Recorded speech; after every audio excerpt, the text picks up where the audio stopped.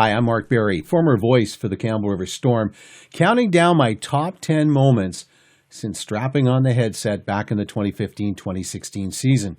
In the past week, we've counted down from number 10 to number 3. Before we go to number 2, I'd like to mention a few moments, people, or things that were special but didn't quite make the top 10. Come playoff time every year, the team's focus was always on the graduating class of 20-year-olds. Doing it for the 20s. We've had some incredible young men graduate from our program. Thank you to each and every one of you. I have a video queued up from the 2015-2016 finals against Victoria. It was another moment that was special but didn't make the list.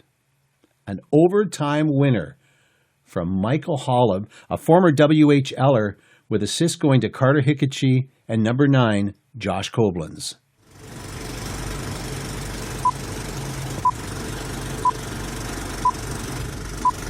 And Kenny Britton will chase it down. He'll get it.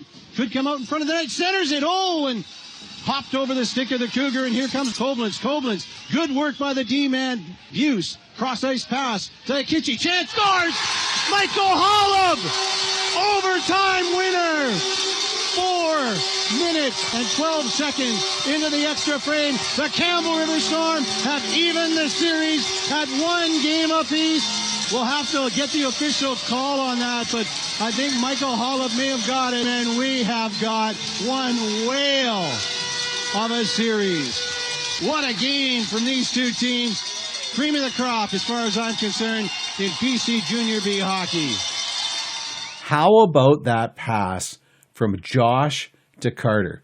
Koblenz from Campbell River went on to play a combined 211 games in the BCHL with the Powell River Kings, amassing 111 points. That was an exciting series. The Storm would lose the series in 6, but they got an invite to the provincials where they won a bronze medal. That was my first season. In each of my first 4 seasons, we went to the finals and the provincials. Then COVID hit. By the way, I don't know if you noticed the attendance, 1,177 at the Brindy. Okay, we're getting to number 2 now. My number 2 highlight with the Campbell River Storm are the Messer boys, Pierce and Quinn. In 8 of my 9 years behind the mic, I've called Messer goals. Pierce burst onto the scene back in the 16-17 season as an affiliate player from the Delta Hockey Academy. He put up 8 points in 7 regular season games, added another 2 points in 2 playoff games, and at the provincials scored 2 big goals. This one was the equalizer against Aldergrove in the final round-robin game. Mitchell Williams hangs on to it. Mitchell Williams behind the net to Colin Blake. Colin Blake behind the red line, gets it over to Bottomley. Bottomley shot through traffic, redirected. Scott scores! What a goal! The EP Pierce Messer ties this one up on the power play. Mitchell Williams scored the OT winner, and Campbell River was off to the finals. Darn if Pierce didn't score the opening goal 30 seconds into that gold medal contest against Beaver Valley. Floyd would have turned over, behind Floyd, McCartney going back the other way. He's got Messer with him, passes over to the AP, and a sharp shot, he scores! Oh, Messer, what a shot! Wow. And the AP strikes again. 28 seconds into the first period, the Campbell River Storm strike first. Do you think they heard me call them underdogs? My apologies for the audio there. The Nighthawks eventually won the game, and the Storm settled for silver. Pierce played parts of 5 seasons with the Campbell River Storm, with 25 games in the BCHL sprinkled in there. He was so exciting to watch. I almost forgot this, but when I was doing some research, I came across an interview at the Cyclone Taylor Cup in Richmond, and I mentioned in it a fight he had with Cam Couture of the Wolves. I remember at the time, Storm owner Linda Latinen was furious with Pierce. He ended up breaking his hand and missing a bunch of games. In his 125 total games, Pierce was a thrill to watch. It was just a darn shame that in his 20 season, it was COVID. After graduating from junior hockey, he spent 2 seasons as an assistant coach with the Campbell River Storm. Quinn Messer was part of the Storm family for 5 seasons, 157 regular season games, 110 points. Quinn, like Pierce, has a wicked shot. Also, like Pierce, isn't afraid of being physical, especially as a 16, 17, and 18-year-old. He took a lot of punishment along the boards and ended up out of the lineup for parts of his 18 and 19 year. The best part about the Messer boys is every time I look at their league bios, I have to chuckle. Their hometown is listed as North Delta or Delta, but it really should be Campbell River. Between hockey and their jobs, they've become entrenched in the community. A huge thank you to Brian and Mary Messer for allowing your boys to play their junior hockey here. When Quinn aged out, it was time for me to hang up the microphone. No more Messer goals to call. I'm going to sneak in another clip here. It was before my time. We've talked a lot about Jason Jakes over the years, the leading all-time goal scorer for the Campbell River Storm and the only member of the 5,100 single-season club. 50 goals, 100 points. Unfortunately, I have no video of him in a Storm jersey. But thanks to Warren Andrews, we have a goal he scored in the 2005 All-Star Game. This was my last chance to share it, so that's what I'm doing. And make changes.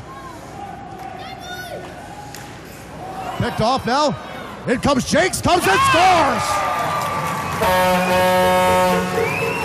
Jakes making absolutely no mistake on that awful giveaway. As that kicks and set, maybe it will be Jason Jakes' night. Thank you. 15:08. As he scores his 4th All-Star game in the last 2 contests. And more importantly, his North squad are up 2-0. Yes, that's now former Oceanside Generals and Nanaimo Buccaneers head coach Dan Lemon on defense. Number 1 should come as no surprise. April 2nd, 2017, the longest game in VIJHL history, the Championship Series, Game 7, 4th overtime. I haven't eaten in 12 hours now. Yeah, I haven't eaten since breakfast myself. That's not true. I had a hot dog. I had one of the best hot dogs in the world. Here's Brent. Takes a shot. Oh, Scores! they scored. Brent. They did it. They did it. Big angle. The Campbell River Storm did it. Campbell River Storm They are champions. the VIJHL champions. They did it, and they deserve it. And they were the best team in the overtime. I'll tell you that. They were the best team in the overtime, and the ice surface has been adorned with Campbell River Storm helmets and gloves and equipment, and that's it. But I tell you, the better team in the overtime won the contest, gentlemen, and that's my opinion only. And Brent is the hero of the day here. Yeah. Now, about the conversation taking place in the booth during the historic goal. Clay Cochran was in Campbell River as recently as last month on our broadcast, and he said even after 7 years, he's embarrassed by the hot dog conversation. But you know what? The boys in the broadcast booth were hungry. It was a long game. I was there in 2017 in one of the press boxes with an absolutely sensational view of the ice surface. It was a game for the ages. Anthony Shiro for the Cougars faced 85 shots. 85 shots, 44 of which came in the overtime period. For the Campbell River Storm at the other end of the ice, Chris Smith faced 50 shots. Absolutely sensational game. Christian Brandt played 107 regular season games with the Campbell River Storm over parts of 3 years. What makes this goal so special for Christian is that he was traded to West Shore partway through the Western Canadian Championship year and wasn't part of that run. So for him to be the hero on the very last game he played in the VIJHL was pretty darn awesome. The boys had a quick turnaround, back to Campbell River to pick up supplies, then immediately on the road, heading to Creston and the Provincials, where they won silver. Before I sign off, I'd like to thank some people. I've already mentioned ownership. I've mentioned Lee Stone and Kyle Evans. I'd like to thank the other coaches, Jordan Rouser, Tynan Peacock, Riley Medvez, Pierce Messer, Michael Olson, Gavin Rouser, Jesse Hamill, Mike Wilson, Bill Brett, Brendan Enns, Andy Sepinen, Curtis Toneff. I know I'm missing some people. Thank you to my predecessor, who set the bar high, Warren Andrews. But mostly, thank you, the players and the families. You made those 9 seasons so rewarding. It's been a lot of fun. I'll still be around the Brindy, up in the stands cheering on the boys, and you can catch me on the radio Saturday mornings, 8 to noon. Thank you.